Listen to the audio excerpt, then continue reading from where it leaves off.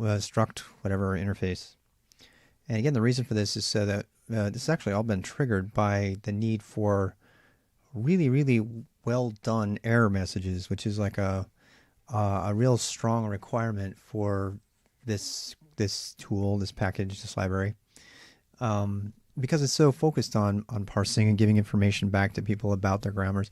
The work, the user story for this would be somebody's making their own grammar, and they want to be as efficient as possible in creating a grammar and checking it for validity and writing test cases that run against actual data that should fulfill the grammar, and so it needs to be checked, which means we need to get really, really good at telling people what's wrong. And in order to do that, we need to actually have the grammar information available to what is otherwise a decoupled independent parser and a decoupled independent node tree model. And I worked really hard to make those things not depend on any specific grammar for obvious reasons, because we want to be able to reuse them. The idea is that we're going to be able to generate everything in the grammar directory, and the grammar interface is for that reason. That's the way of communicating all of that, and then ultimately those grammars would be, the code for those grammars would be auto generated by our PEGN code generator tool, and those things need to be wide and varied, and so they're going to be they're going to be communicating about themselves to both the node tree and the parser. So this was I recently so just revisit this. In order to get around this, I had like a types string array or string slice, and this made it so that all the nodes in a node tree knew about the string names for their given type. So that was sort of metadata that was being transferred around. It wasn't a huge penalty, because the slice is completely abstract on top of the same amount of memory, so it's essentially a pointer. So it wasn't too heavy, but it did put the types kind of in the scope of the node. And what we really need is something on top of the node. The fact that just a reminder, node trees are kind of interesting creatures, because you've got this let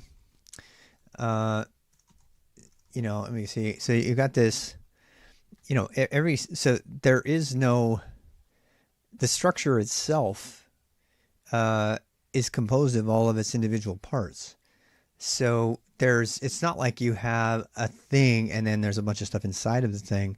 It's like the top thing is one of the small things as well. And so you get a problem, because if I had some way to encapsulate scope up here, then all of these things could know about that scope. But because none of these things belong to something else, if I want information about, okay, so all of these, this is the problem we have. It's like, so each one of these nodes has got like a number 1, a 2, a 3, or whatever, depending on what their type is. And that's important, because we don't want to bloat the AST with strings and stuff. And even if we did, we want the flexibility to provide more information about a type that's not connected directly to and in the node. We don't want to throw that all around. That's just way too heavy.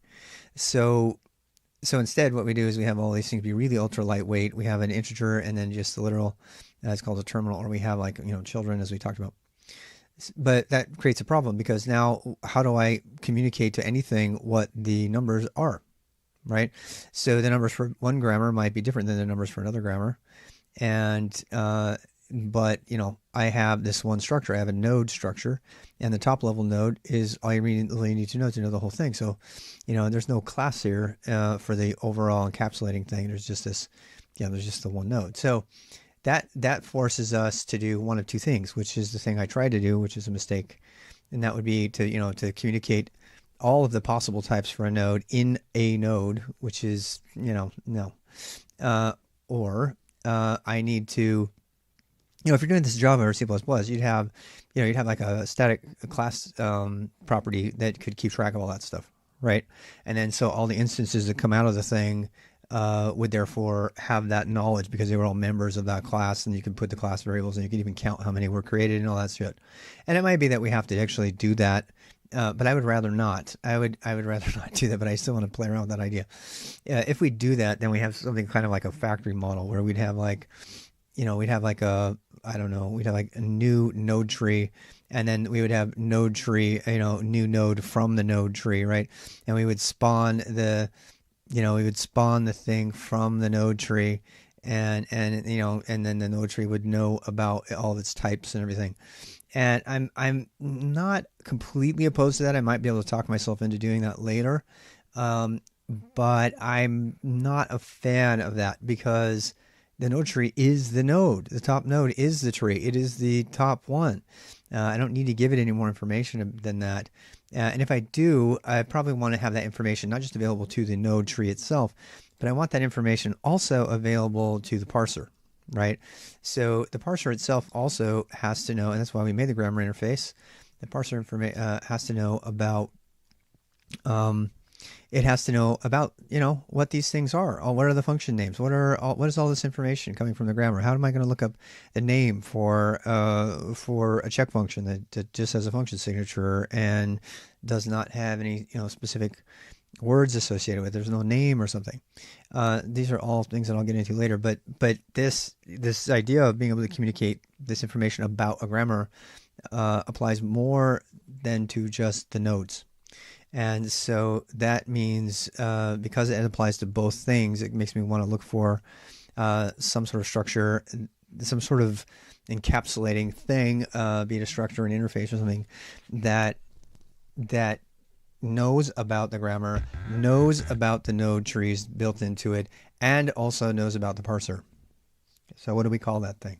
What do we call the thing that combines that if we have an instance of the thing, to use object-oriented terms, the instance of the thing would contain one grammar, or actually a grammar in context. You could swap out the grammar at any time.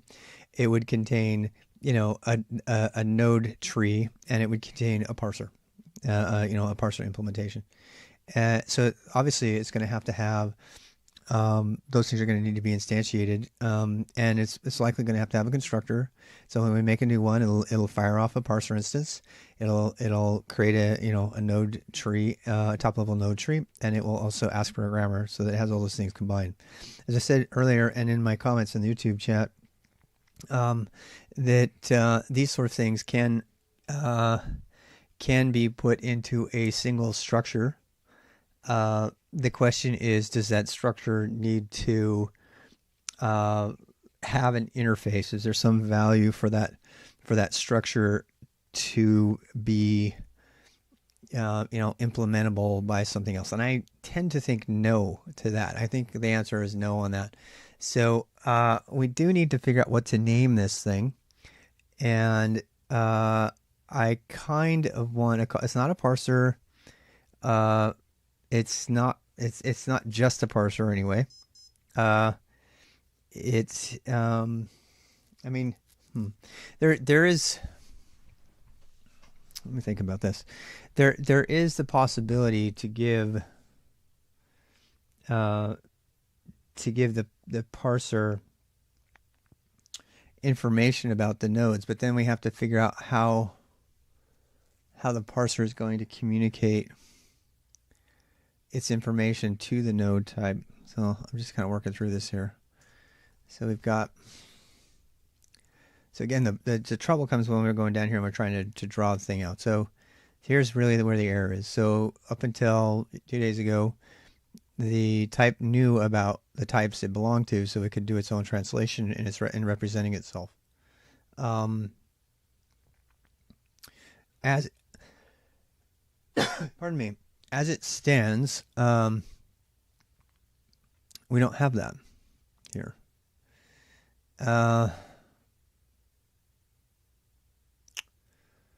So yeah,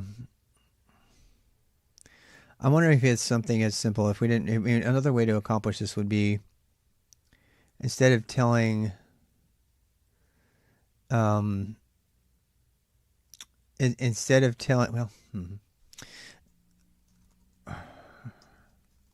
I'm going to play around with things. Instead of telling you about all of its types, if we said, we could say grammar. And that could be, of course, a 0 value. If you want to use this node tree without using grammars, you still could. So if you don't have to use it for PEGN if you don't want. I don't want to spoil it that way.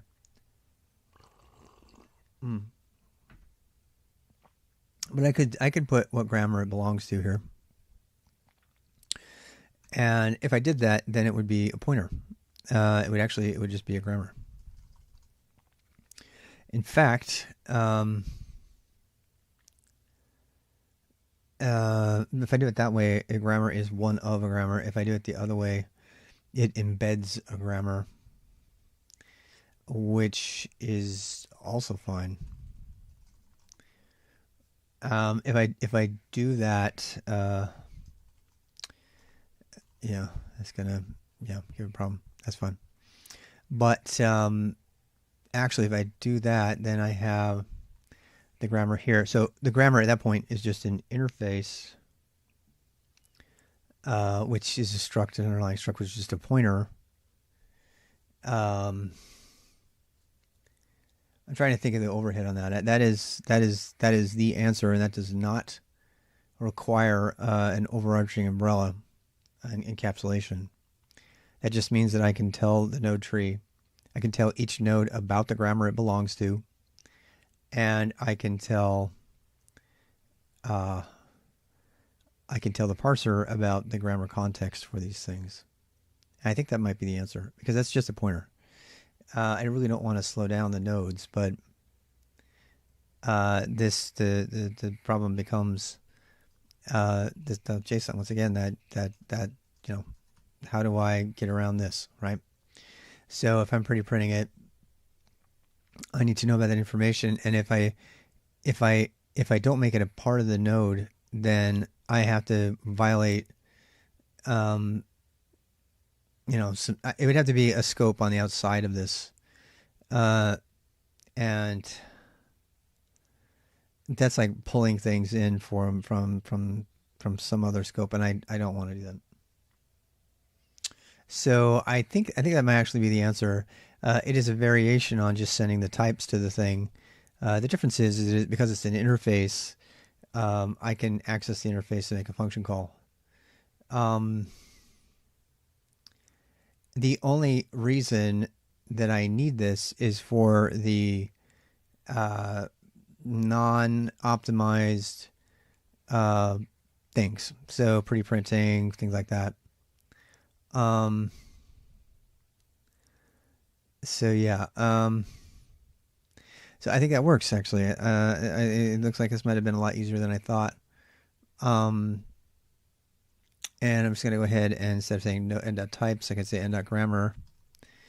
And then I can do dot, what do we call it? Node types, I think, right?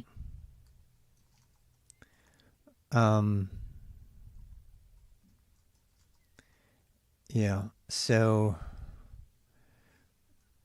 write failed. Why is write failing? Grammar. So that is, I mean, I don't know. That's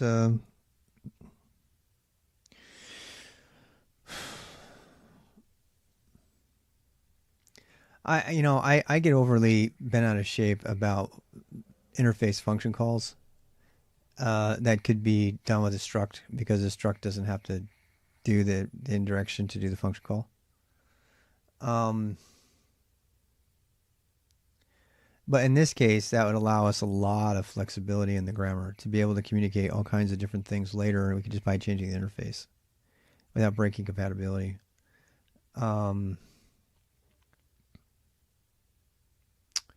Just trying to think here. I'm trying to justify not using an interface for this.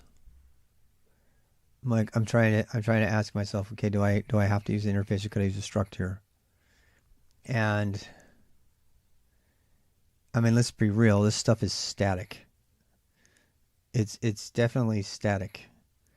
So I don't need an interface. In fact, I just talked myself out of using an interface for the grammar. There's no need. And particularly because it's going to be so directly involved with parsing and with the expect function. So, and that's, I was thinking about, well, for the parser, I can get around the performance issue by using an interface which has methods by like making the call when I initiate the parser because the whole thing's static. But at that point, why don't we just make the struct anyway because it's static, right? So, you know, this is an architectural design process, decision-making process that I never feel comfortable with. I don't know. I've been so long at this, doing this, and I'm always like, okay, how solid do we make the thing? And ultimately, the question that breaks the tie every time for me is, what is the likelihood, not the, anticipated paranoia, I guess, of, coding myself into a corner. People say use interfaces by default there because they're more flexible, blah, blah, blah. And that's, I guess that's fine for applications, based engineering and stuff. But when you're talking about, really high performance code, what would you have? You had C, right? If I had C, this would definitely be a struct, and this wouldn't be a conversation. If it were Java, maybe it would be an interface. Well, yeah, it'd have to be, right? Because, giving direct access into structs is like, a cardinal sin in Java. But, look at how fucking slow Java is for all that shit. And that's why C, trounces, performance even on Go. It's why Rust also does. I mean, Rust has interfaces too and stuff, but I think Rust has a zero cost abstraction thing going on so that when you do make, I'd really love to know the internals. I know we were not doing premature optimizations, root of all evil. I get it. But you have to ask the question, why are you doing this?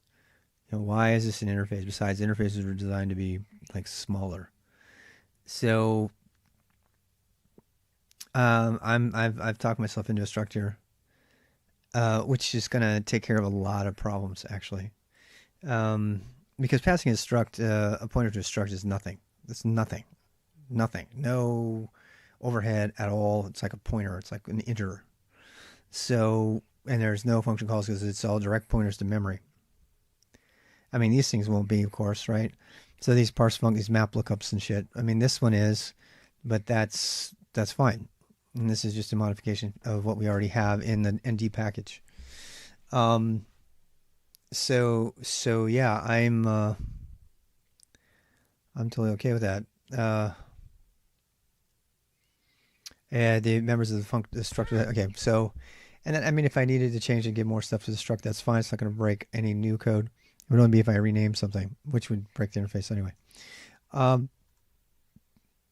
Communicate to the parser. It's the parser and node tree. Produce an error message in other parsing contexts. For an estimate, node.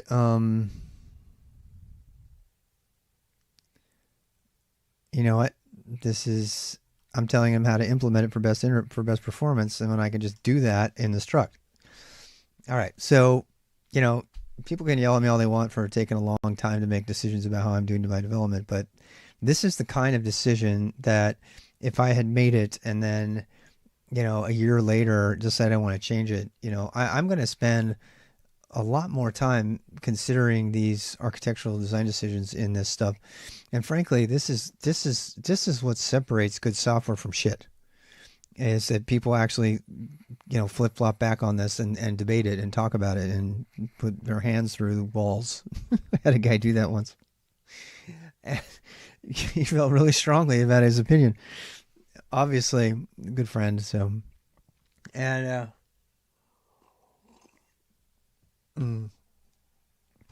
so anyway, this is is it an interface struct? Fight me. So this is going to be a struct. The other advantage of this is that I can actually document the struct really well now.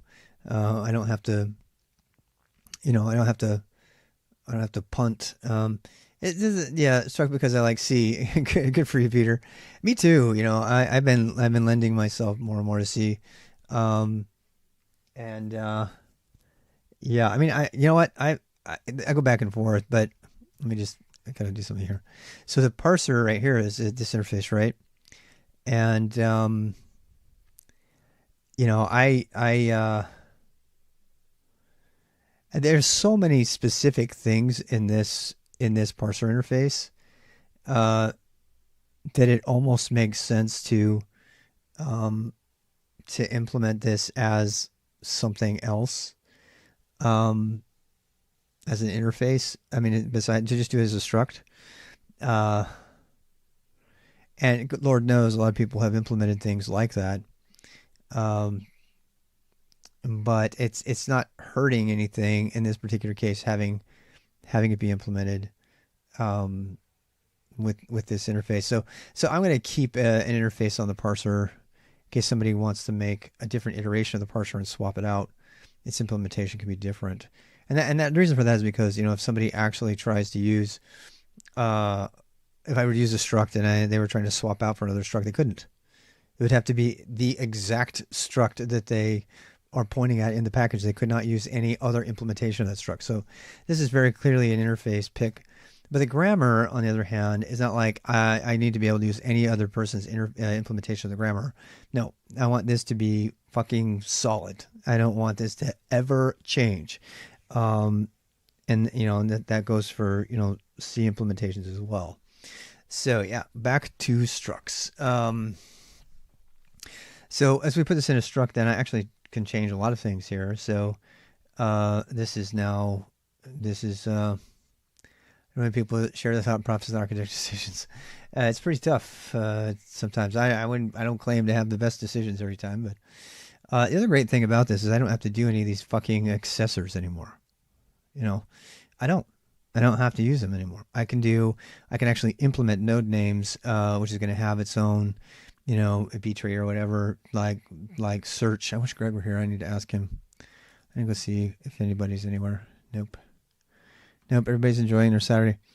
Oh, that's right. He's been pair programming on the YAML project with the YAML creator, so he's busy. But we have a need for one of our algorithms for searching, which I actually might do here. And let's implement that. Okay, so so this one, look up a name from a node type. This is actually now going to get a receiver. And so let's do it that way. Let's do a func. So this is how you do methods in Go. They get what's called a receiver. So it'll be G for grammar, so a pointer to a grammar. And so we'll call it node int. And I probably can change that now. And you get the return value. It's got that reverse order that Mac hates, but deal with it. We're going to head to return 0. Problems in paradise. Grammar's got a problem.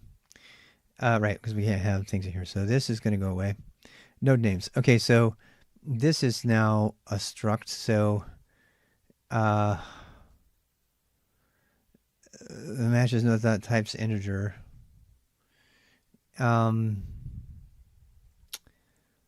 Node names. I'm seeing if I can do that faster. So we have the node names. I mean, I guess that's fine. We have the types. The types are actually constants. But I wonder, you know what? Because I have them in the ND package. So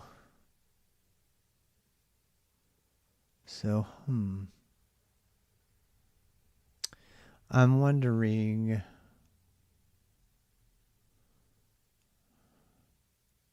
Huh. You know what I could do? My God. That's weird. Yeah. I need constants is what I need.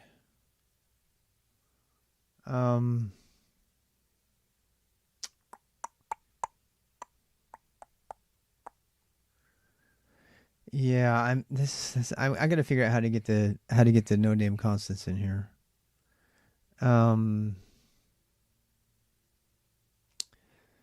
Yeah, currently I have it matching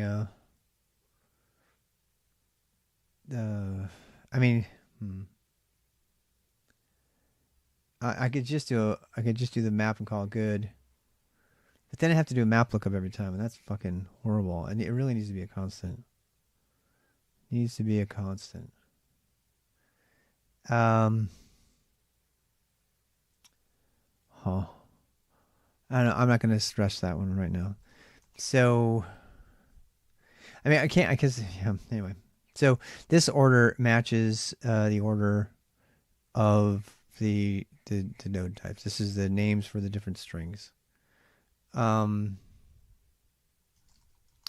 then we have the parse functions, which, I mean, that's a big deal. This does have to be a map string interface. This, I don't know why the fuck I was doing this as an integer. You know what, really? Tokens are also constants. So, oh, but this is the token names. Yeah, that's right. I need that. So I need token names.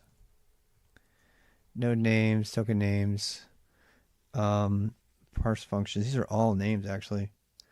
Yeah.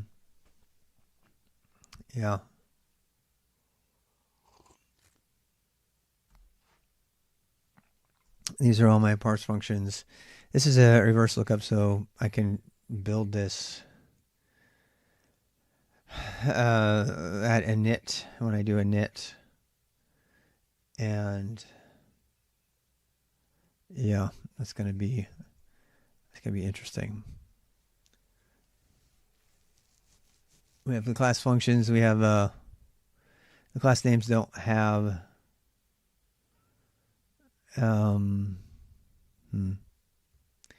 I don't know if I need a list of. I mean, I might. Yeah.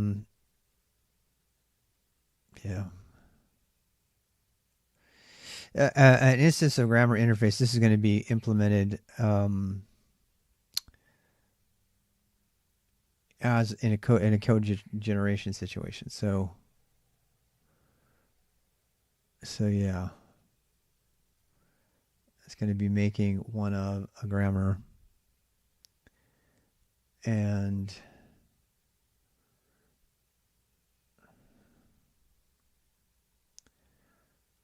yeah. This is going to be really hard because there is no int to look up. Oh no, there is. Never mind. Never mind. Yeah. Okay. I'm just. I can't stop talking about this. So, 33. This is, yeah, that's a problem. Node names. So you have the node names, token names, the parse functions,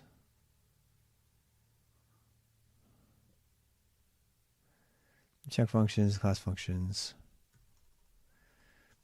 Yeah. I mean, yeah, that's fine.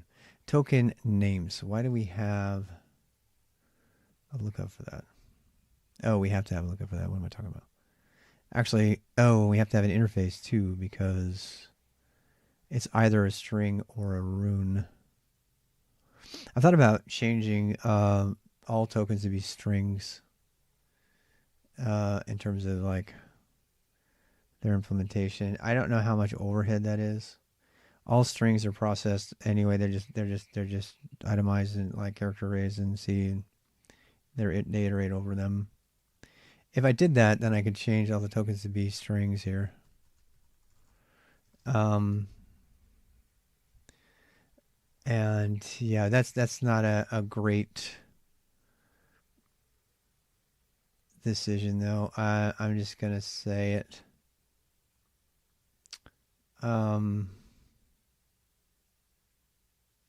I don't. I mean, if you look at the spec, we have this has kind of been a problem, ongoing problem. I talked to Mac a lot about this before, but this is, so we allow some of our tokens to be one or more runes, so that makes them strings. And then another set of our tokens are just single runes. So, that can be a problem because, these things can be checked with a simple comparison, and these things you have to loop through and make sure the whole string matches, which I have the code for that already done. It's just it's just how do you what can we buy here? If I do the other one, I'm going to have to say, okay, I mean, if you're looking up like under what cases would you want to look up the token names, right? If you want to look up a token name, what would it be? I actually don't know. There's actually a need for those yet. I'm going to leave those out until there is a need for it. In fact, I'm gonna say I'm gonna leave the tokens out because I don't think they're needed actually. Again, all this is so that when I'm doing errors, if I encounter a thing, I can look it up. Well, tokens are already covered in the error messages because the error message for a token is a rune is missing, and so strings ultimately show up in the errors as a rune that fails to match that's a member of the string. And strings are ultimately just broken down into runes when they're processed through the expect function that does all this. So having to look up a string sequence or a rune and see if it matches a particular token is not as useful because honestly, I don't know whether, I don't know. The best it would do is it would allow me to do an error message that actually says I was expecting a token blah and got this, right? And since tokens are constants in the implementation, they don't have a particular type, which means they're covered by runes and strings in the type switch. Therefore, they are not useful because I could never look it up anyway. There's no way for me to know that the creator of the grammar passed a token constant or that they actually passed the literal value of the token. There's no way for me to know at that point during the expect function, which you guys may have seen in other videos. But so that means there's no value for me reverse looking up a token's name because that's implying the fact that anytime I encounter that and that's even worse because some of the tokens are not are redundant. So I did it on purpose. So you have unknown or replace, right? So that makes it even worse. So if I were to create some sort of reverse lexicon lookup and I found a U plus FFD, which is the right word to give them, unknown or replace.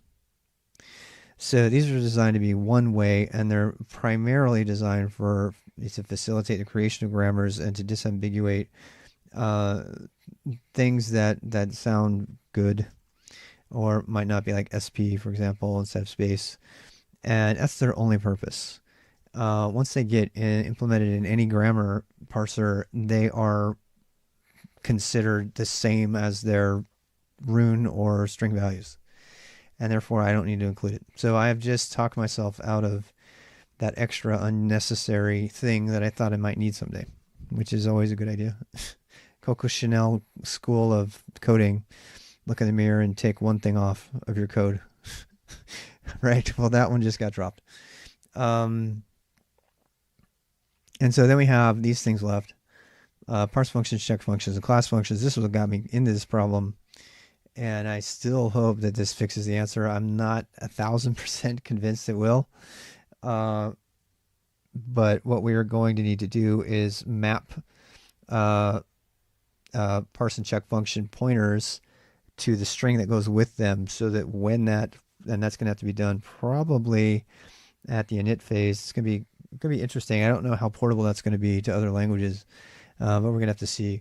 This is what gives us the ability to reverse map a function which serves as a class. In other words, it represents one or more runes that are members of the class. So it's like an is function. Is this one of the members? And is this rune, true or false? And there's nothing identifying it other than the fact that it's a function. So it looks completely ugly in the error message. That's what triggered this a couple of days ago. And so my hope is that, I don't know if it's at runtime or not. We'll see. But that the pointer to that check function can be used as a key in a map that will then. And the reason I have this way is because it can either the interface can either be an actual like explicit function, anonymous function definition or signature, or it can be a function type like we have up here. So that's why it has to be interface instead of just a class, right? And when doing that, then I should be able to reverse map to a string that represents that class function. So maybe I have a function called, is alpha, and I can go, and I can go look up map is alpha, and then it says over here that you want alpha, and then in my error message it'll print alpha instead of is func whatever blah blah blah, and because this is where because we're passing around first class functions into the parser or into the expect and the check function, which is part of the parser. So if you're using first class functions and you can't map them to some sort of identifier, your error messages are pretty fucking ugly. And so that's an attempt to fix that. That's what triggered all of this actually yesterday. That and the stupid node name lookup thing, which is we just ran into just a couple hours ago. All right, so I think moving it to a struct is good. I feel really good about this. Talking it through is actually very helpful for me as well. Hopefully some other people. If it's not, oh well. And so here's our node. This is what it's going to buy me. So I don't need to do a fetch anymore. I can do, I don't have to do grammar anymore. Actually I do. So I can do end.grammar. If I'm going to make a node a public thing, which I am, and I kind of need, you know what? This is eventually I'm going to have some conditionals in here because I'm going to have to say, hey, if grammar is nil, don't do this.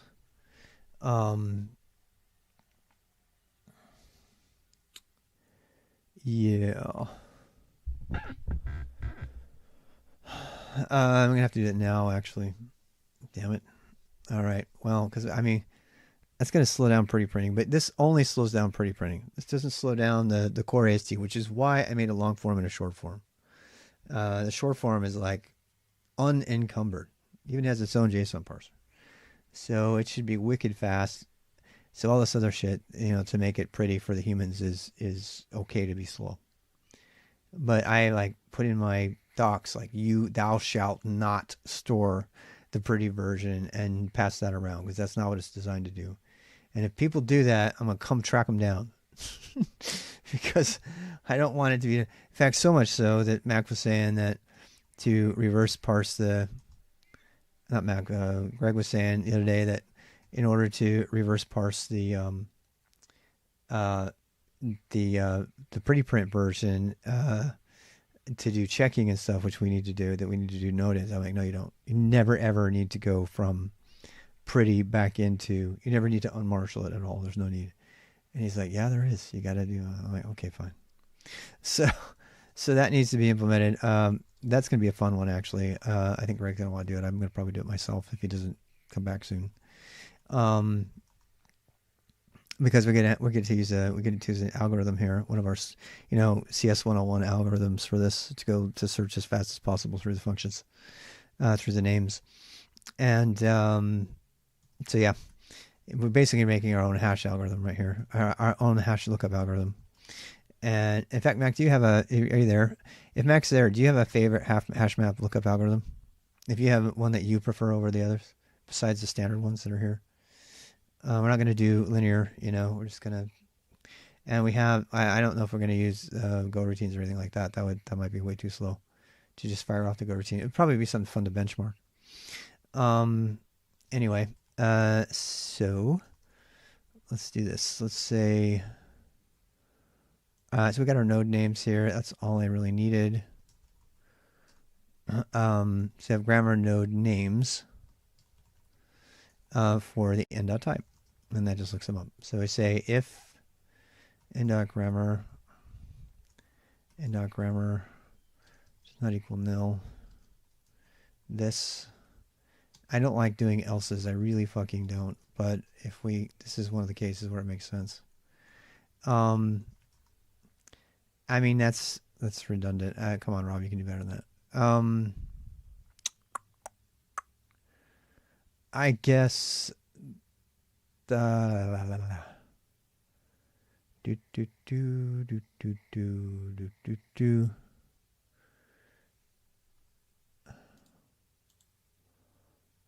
open link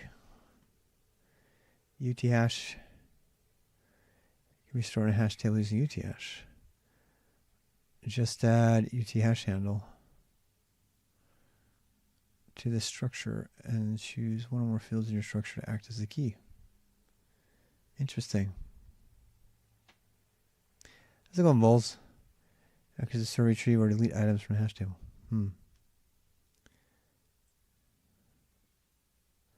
I want I wonder what algorithm he uses. Probably have to go look. Oh, thank you for that. I'm gonna go look at that. I'm gonna do kind of. I'm actually probably, just for the sake of education and streaming, I'm probably gonna do that lookup in every one of the. I'm gonna do the bubble sort. I'm gonna do them all, and I'm gonna benchmark them all compared to each other, because it's, you know, CS 101, and it's a good review, and it's actually a very, you know, direct use case that I have to look stuff up. All right, so this is not lazy enough, unfortunately, so I got to put this here, and this guy here is going to have to change to something else. I must say name. Pardon me. And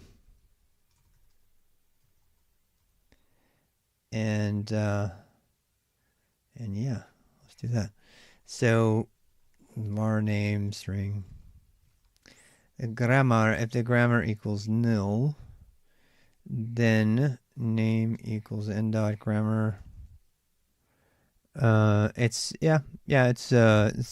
Groovebox. I've liked Groovebox for a long time. I just stopped using it. Cause reasons, mostly because it wasn't coming across the stream very well.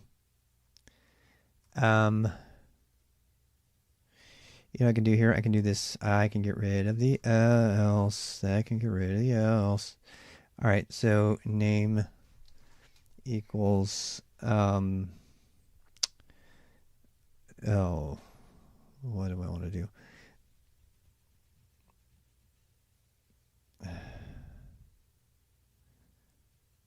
You know what? If I don't have a name, pretty's not going to work. But I'm going to give it a good try. I don't want to panic it or something.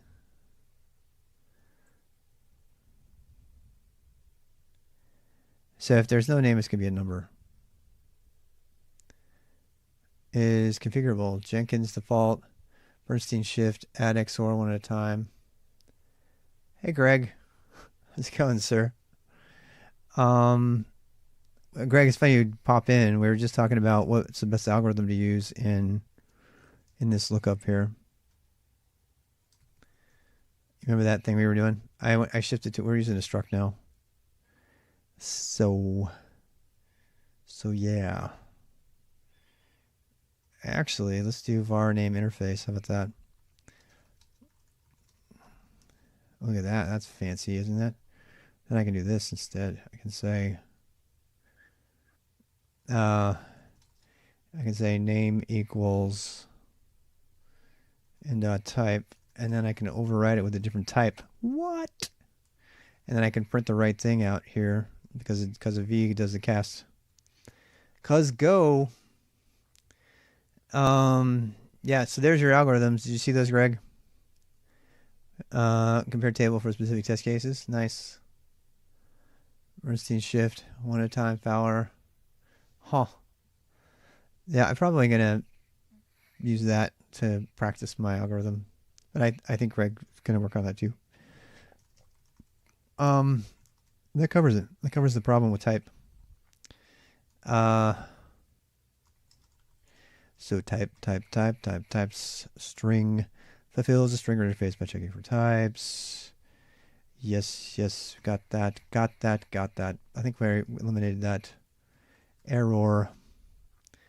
Let's see, CD, PEGN, whoops. Go. All right, so the end.type is undefined, node.go, 289. Where are you? Where are you? Oh, wait. We don't have end.types. Check it out. I was just popping in. Yeah, cool.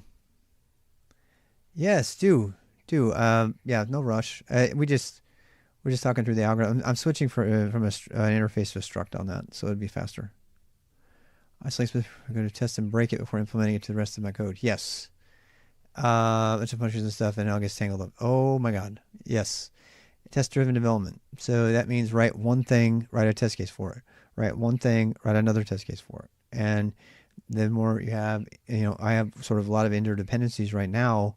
Some of that you can't escape. You just have to kind of make empty versions of those things that you have a dependency on until you can flesh them out. But at best as you can, you should decouple everything so that you don't have that kind of dependency. It's hard to do that. So, but decouple just means that you don't have a dependency. That means something can. So right now, I have my node.go has got a dependency on a types thing which doesn't exist. So you want things to be able to live on their own without requiring something else. TDD, write test case first and write it test. I think I pretty much said that. Did I not? If I didn't, I meant to. So, yeah. Oh wow, that takes care of the whole thing right there. I didn't even need that stuff I just did. Wow, I'm so good. I don't need this right here. So I don't need this. Why the fuck did I not see that? Okay, fine.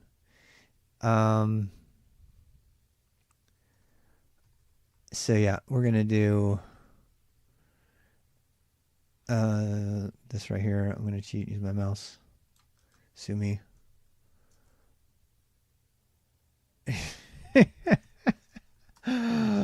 You're blaming Go for my idiocy. That's not fair. I'm just stupid. It has nothing to do with Go. I make dumb mistakes. It's for learning TDD, write code that starts with tests first. Honestly, that's it. Start thinking about write code that's going to need other code. If you're doing it in Go, by the way, are you doing it in Go or are you doing something else? You have to figure out where you can get your TDD. Write the thing that's supposed to pass, and then write the code that makes it pass. It's also a great way to write challenges for learning. Yeah. So this guy here, I have no clue of any Go. Well, you got to find the TDD framework for your language. Yeah, it does. But it's great to start. I start with it. I actually, oh yeah, like too many actually.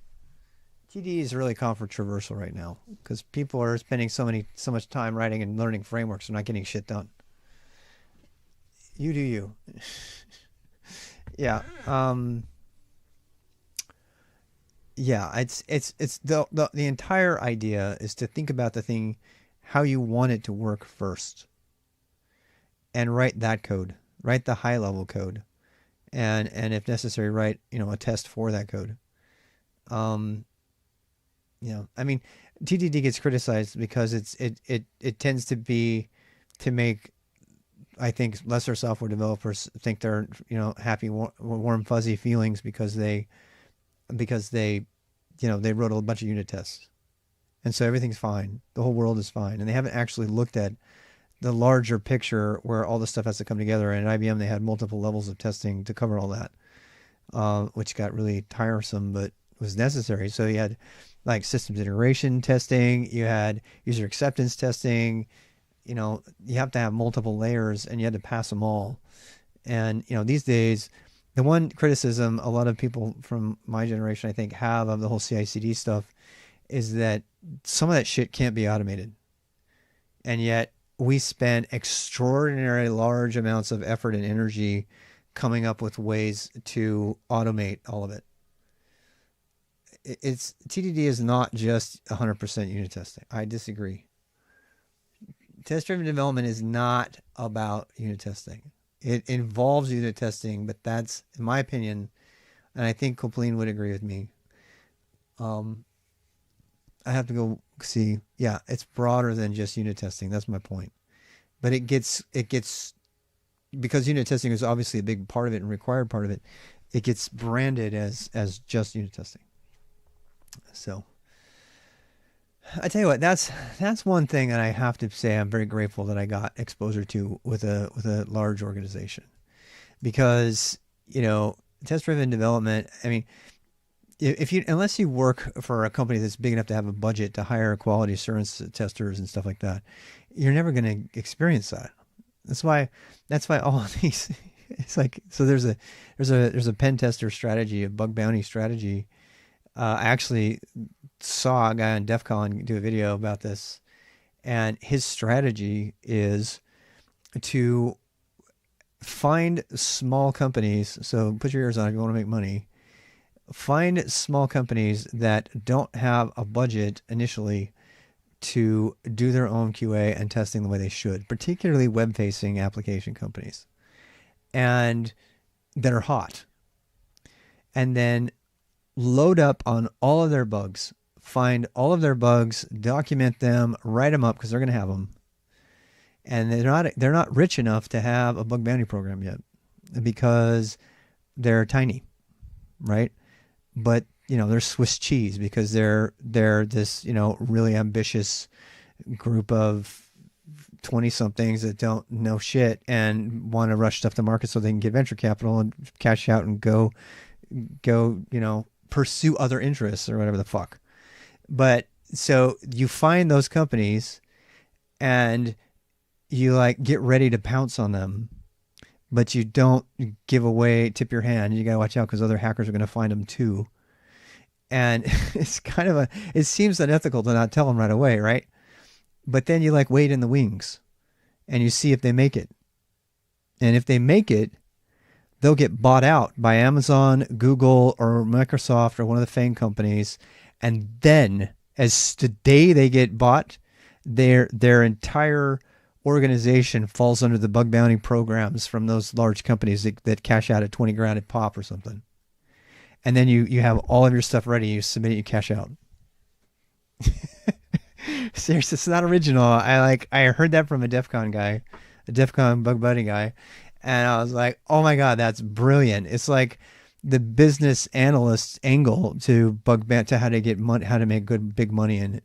So to make big money, big bounties and big money in bug bounty, you have to not only be really good and fast at identifying the most common, stuff, QA testing kind of things on your average site, SQL injection, PHP injection, whatever.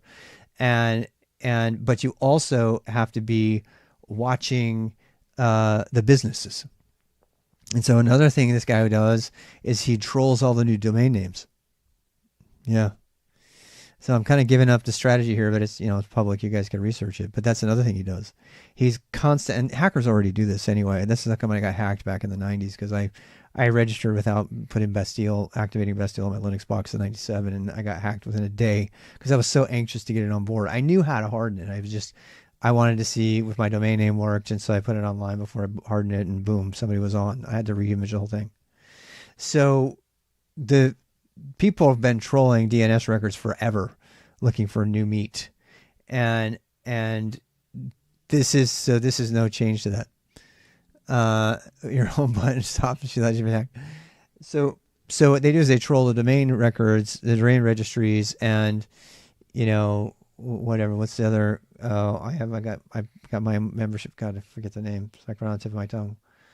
That service like Google for the whole internet, new stuff that pops up. Anyway, and so you look for new domains and say, hey, is there a company there? And it's just constantly trolling all the new domains to see when something pops up, and then, hey, is it an IO domain? Is it a .dev domain? Which one is likely going to be? Is it .app? Is it which one is? So it's kind of like business and business analyst stuff, as well as cybersecurity stuff. And then you're kind of like banking on which horse is going to win, right? So if that horse is going to get picked up by a bug bounty, you got to be careful, because if you hack somebody and they don't have a bug bounty program, there's like legal things, right? Are you breaking the law depending on how much you do to find out how weak they are? And if you sit on that, are you subject to prosecution if somebody finds out you did it? Or are you just an effective bug bounty hunter? It's super interesting dynamics going on. The whole industry dynamic of bug bounty in general, with regard to the business of it as well as to discovery. It's actually kind of interesting. It almost kind of like makes me want to like role play a fantasy scenario where, you're like, you've got this really great service. I mean, like if you found somebody that had potential like $1 million billion company idea, and you're a bug bounty person, you just want to get cash out, get the money, you can almost manipulate the system and let the people know about how cool that company is, so that the company gets bought out, so that you can cash out on the bug bounties. You know what I mean? You can kind of like, do a Sombra from from Overwatch, and like push all the buttons and control all the strings, and like get that particular company to get bought out so you can cash in on their bounty money. Like coordinate the day that they get bought, It's just, I don't know, that whole sort of thing. I know it's fantasy, but it's just, it's real. It's like people are actually making big bucks on bug bounties who are nothing more than QA testers. So you're asking about TDD. That's what kind of got me into that. A quick example, I'm doing it all the time.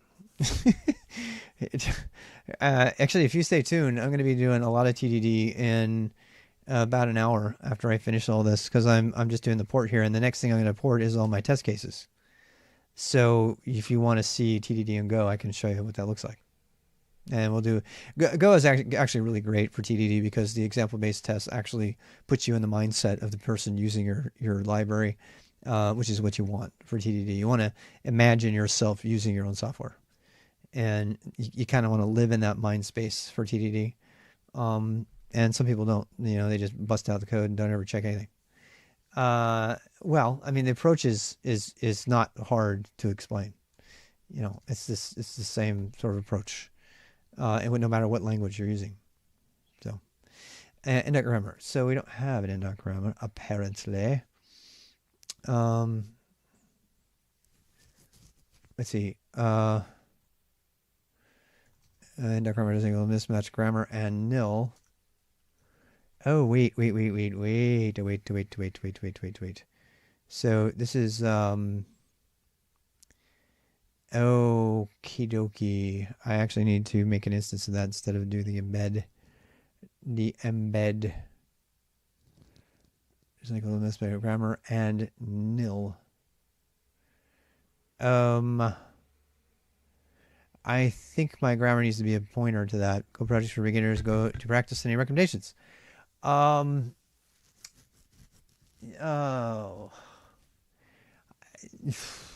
I don't know. I mean, just make something that you want.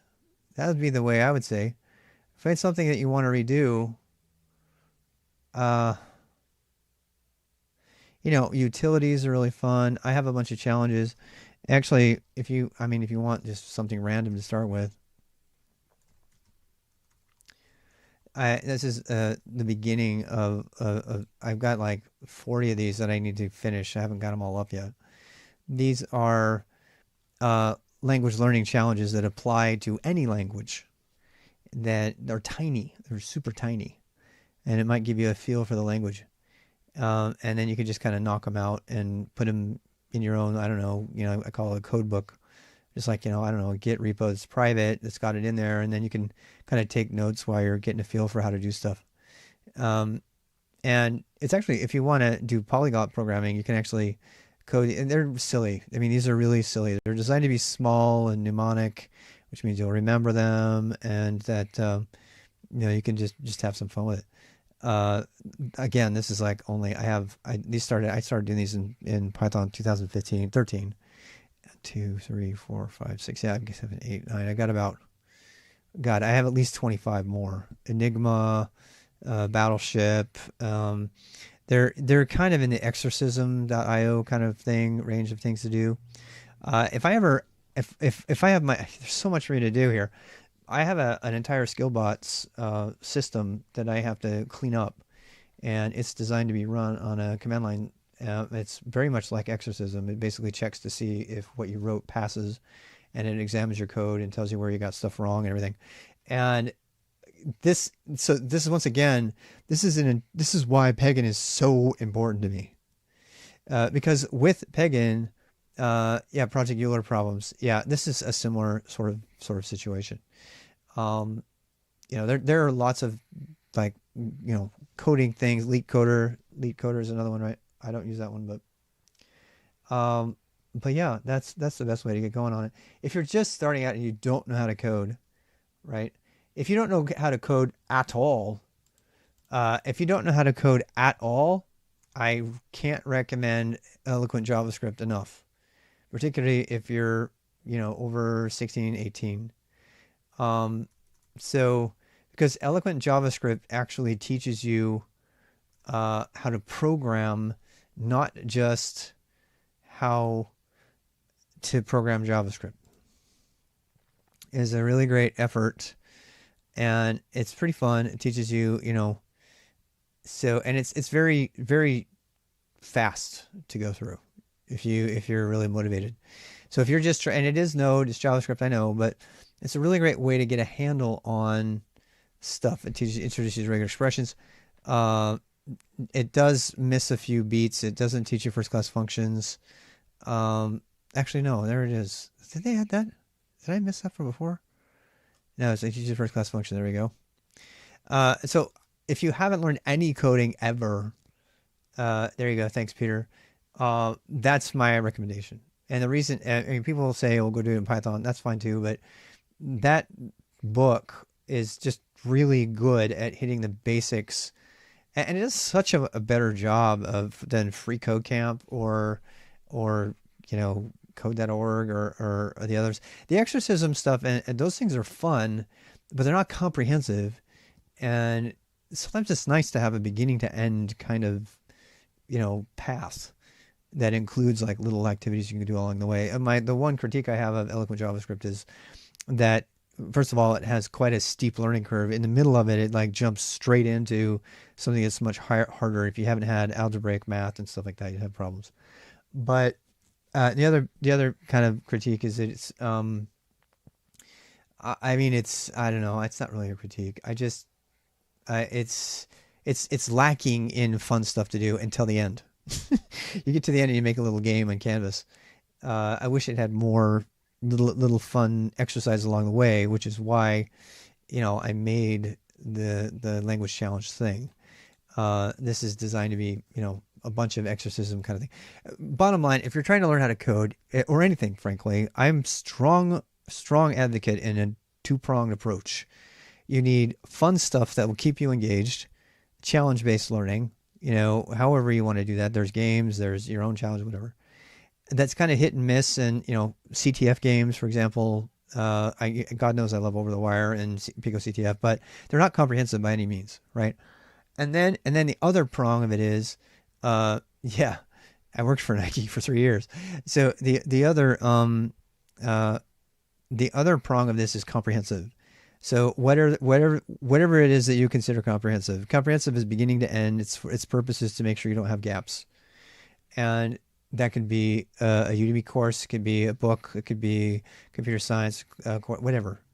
It needs to be comprehensive, and you can actually make your own comprehensive, learning plans. You don't have to go buy a book or something. It just so happens it's usually easier to do that.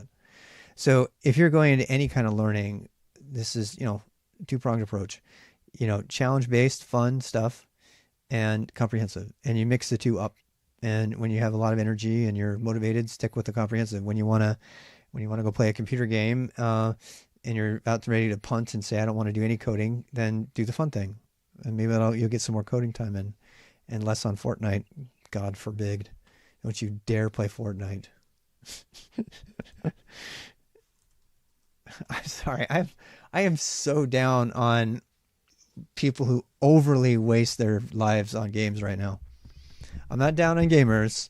I'm down on people who are selling our world away to distraction.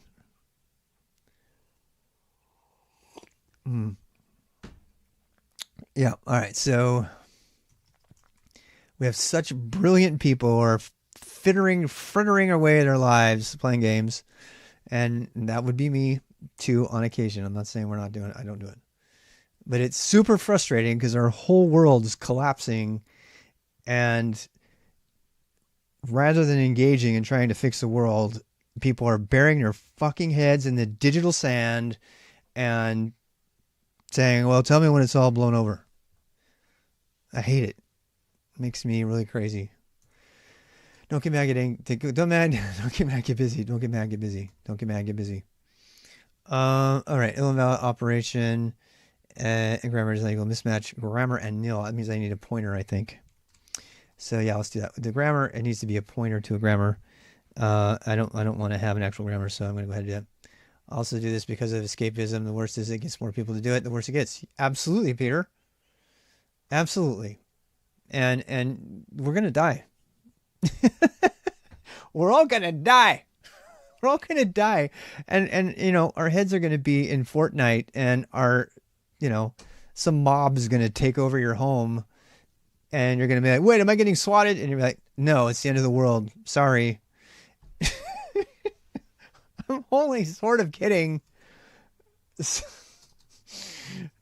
People, we need more smart, intelligent, dedicated people to get their fucks on and, stop not giving a fuck.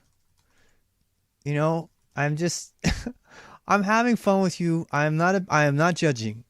I am not judging. I'm saying this to myself as much as anyone else.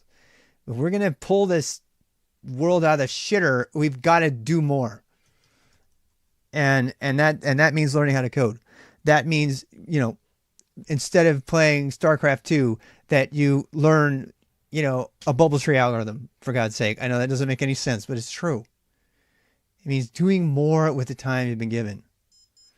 And, this old 52-year-old is, watching what's happening, and I'm just looking back at the young me, and I'm like, well, I'm glad I did what I did. I wish I could have done more. Go 16-hour coding or go home. And if my YouTube ranting or whatever doesn't do anything more but causes you to just pause next time you push the play button on something. And I just finished watching Voyager. That's 7 seasons, 23 episodes a season. I'm not immune from escapism, believe me. It usually happens with my wife while we're getting ready for bed, and that's fine. Down the drain with Minesweeper. You ain't getting that time back. And not coming back. Right? So, it's just, look, I sound like, I get off my lawn. Actually, what I'm saying is not that. every older generation is always telling the younger generation to get off their ass and do something. So I refuse to be that guy. But then again, somebody needs to say it, and it's just like there's lots of ways you can help the world, and it doesn't necessarily mean trading up, your gaming. Make a game that has some sort of social responsibility in it, or that has chemistry in it. Actually make a fun game that's educational. Oh my God. Not only will you be a millionaire because every school will buy it from you. EcoQuest. That's what I'm trying to say. There are so many games potential. Instead, what do? We make these shitty games that are super funny and like edgy and all this stuff. Be edgy, but also be educational. Why not? Well, you can't be too edgy or they won't buy your game. I actually met the guy who made Stacked Estates. If you're in America, you'll know this. He made Stacked Estates. He's like, well, yeah. And he like talked about how he had to give up another title because it was only making him $3,000 a month. Made everything in the Stacked Estates game. Everything, the music and everything. Yep. $30,000 a month. That's how much that game brings him. Microsoft personally knocked on his door and said, you need to make this for the console. You want to be a millionaire and you want to save the world, make educational games. All right? Do it. And then say, Mr. Rob told me to do this. And like, drop me like $5 in my PayPal so I can buy beer this week. Because I sure as hell you know what? I need to do it too. And when I say don't get mega busy, the thing I want to give the world is better organization of their knowledge. And that's my dedication to you people in this world here. And that's why I'm doing this, because I believe in it. I truly believe in it. And every time I get angry, I try to take all that energy instead of destroying something. When God help me. I mean, sometimes I will tell you, I have the ability, not as good as others, but I have the ability to seriously destroy shit if I wanted to. And I sometimes really, really, really struggle with that. I can rip the shit out of people that I hate, frankly. Hate is the inaccurate word for some of the stuff that's going down right now. How I feel about those human beings and what they're doing to our world. But if I can do that, or I can spend time positively building something up, maybe spreading some knowledge. It's hard. Don't get mad. Don't get mad. Get busy. Don't get mad. Don't get mad. Don't destroy. Build. Build. There's a quote from Balana Torres on Voyager, the half Klingon. And she actually talking to a young guy, and who thinks he wants to be like a warrior, and she says, the warriors get all the glory, the engineers build society. It's like the best quote ever, coming from a Klingon, right? I just love her character because it's so emblematic. She is fucking warrior. She's got the motivation and everything, but she's an engineer.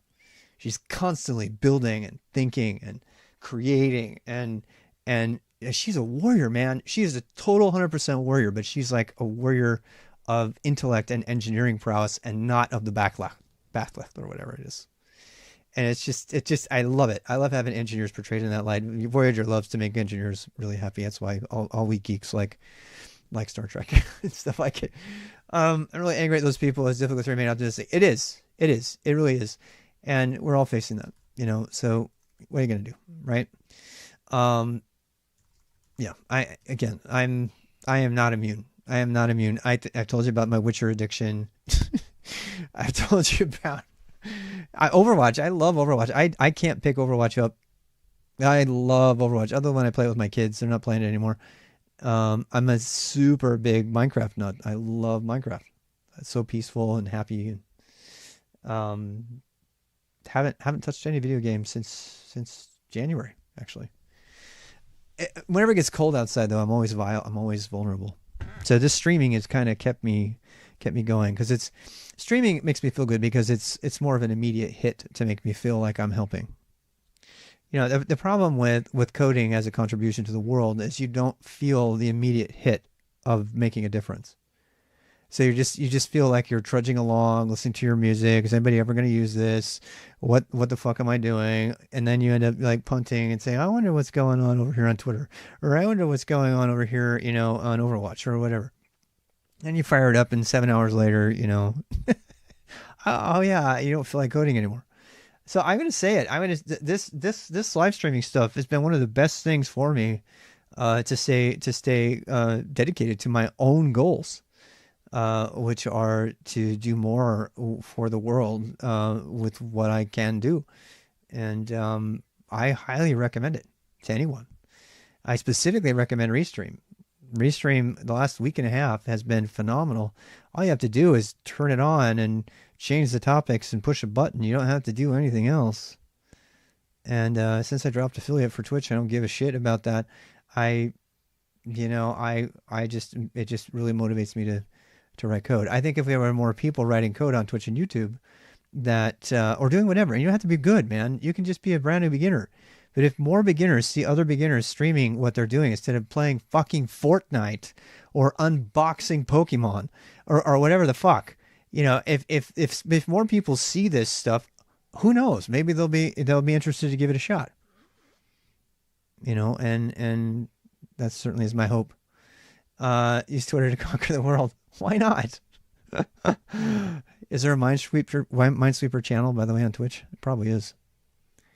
I saw that guy playing like Geometry Dash the other day, and he had like 20,000 followers watching him play Geometry Dash. And I know why it happens, the sociology of feeling connected and all that shit. But it was just such a depressing moment. I was like, all of these people, you cannot tell me that all of these people don't have anything better to do right now. To understand, you don't. You really don't. You can become a great coder by doing a lot, and it makes you fast and creative. Yeah. Make something fun. I mean, it doesn't have to be saving the world or first shot out, right? Just do something. Don't let your dreams be dreams. On that note, I'm going to leave you for a bit. I'm going to actually go grab a bite. When I come back, I'm going to finish this, and I'm probably do a little bit of test-driven development. As you can see, I no longer have errors, thank God, in my test. So my test has passed.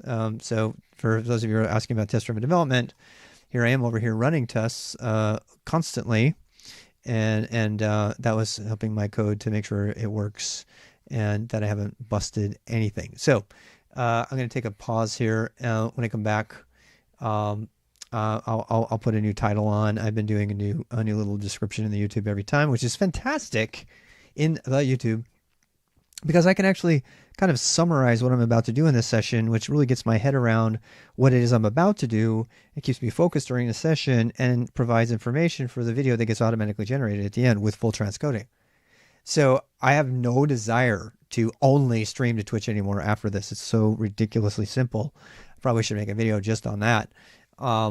And, those kind of videos I want to put my face on at some point. The ones where I rant and try to, call to action kind of things. But I sure love having you guys. It's fun to have you along for the ride. So yeah, I'm going to go check in with my wife, see what we're doing. Maybe walk the dog again. We've been walking her like 3 times a day. She's like, because it's so nice to get out and make me healthier. So go do something. And I'll be back sometime tonight. I don't know when, probably 20 minutes to an hour. The liberating thing about not leaving my stream on with the fish is that I can actually leave it. I mean, if I never come back to it tonight, you guys might be sad, but it won't be waiting around for me to return to the screen. It also allows me to send you guys a new notification. So that's why I'm doing that.